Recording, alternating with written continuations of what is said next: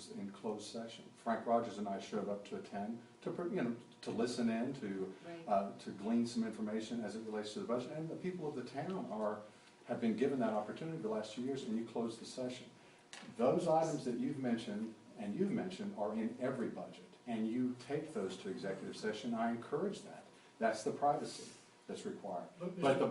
But the budget itself, there's a great deal involved in the preparation of that budget that your CFO has put together in the form of work papers, estimates, assumptions that do not pertain to personnel, and that has been denied the people of the town of Caldwell. So, in 2009 and 2010, were you not in those meetings, the public meetings, where people attended and reviewed the preparation of the budget?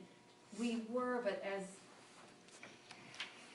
as the lawyer has stated, we were under a different cap.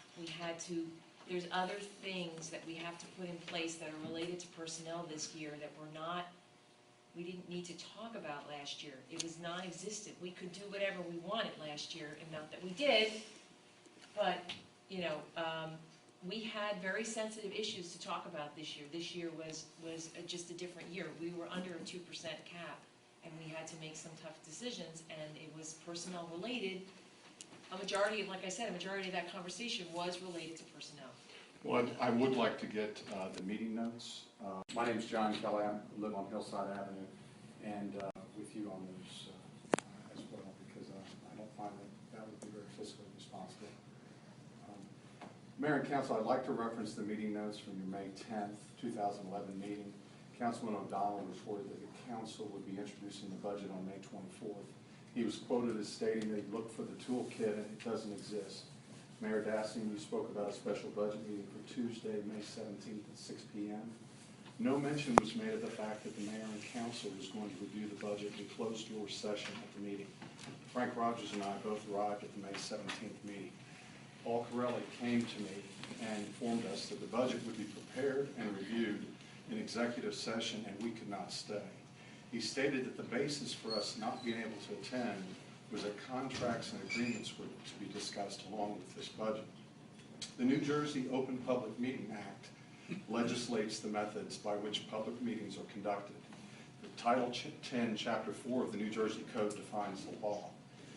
As instructed to me by the Division of Local Government Services, which falls under the State of New Jersey Department of Community Affairs, there's a four-part budget process. A meeting open to the public for the purpose of reviewing the preparation of the budget, including estimates, is part of that process. This will typically occur prior to the introduction of the budget.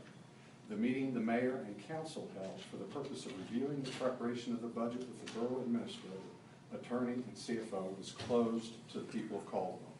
In addition, what makes this even more peculiar, on March 12, 2009, the previous town council and mayor held this very meeting for preparation of the 2009 budget, and this was open to the public. On March 10, 2010, the previous town council and mayor held this very meeting for preparation of the 2010 budget, and this meeting was open to the public.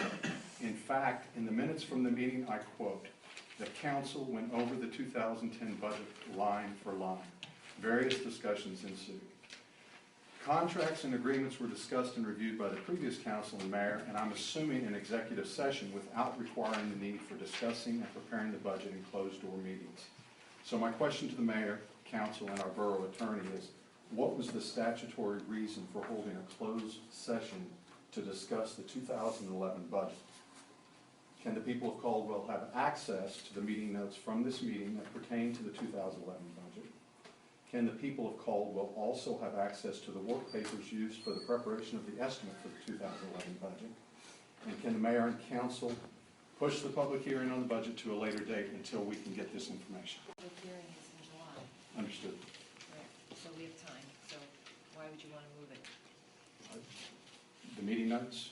Can we get the meeting notes from the meeting that we were closed and unable to attend? Well, Mr. Kelly, this year's budget was far different than the past years because of Governor Christie's cap, and because the cap restricts the borough in spending, obviously, and with the police had filed for an arbitration, and with the police contract, including the insurance, how the insurance would be handled with the police. There were really, the integral part of the budget was based on the police negotiations, the healthcare contracts with the police and with the other employees.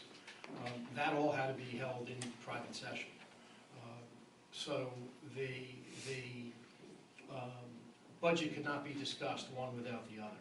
And that's why this year was set apart from last year or previous years where the cap was not in place.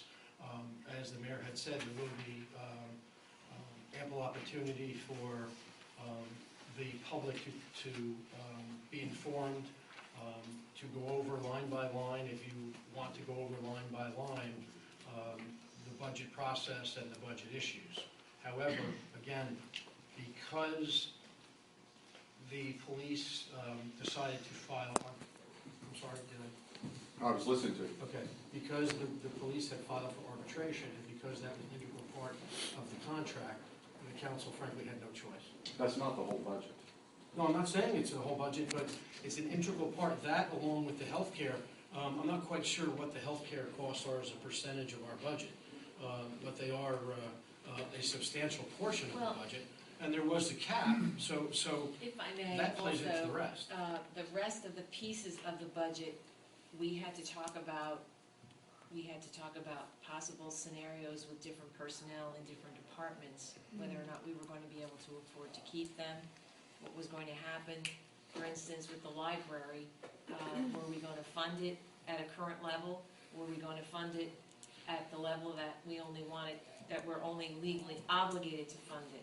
That is a personnel decision, and it cannot be, we're talking about employees. The entire conversation that evening was related to police personnel, library personnel,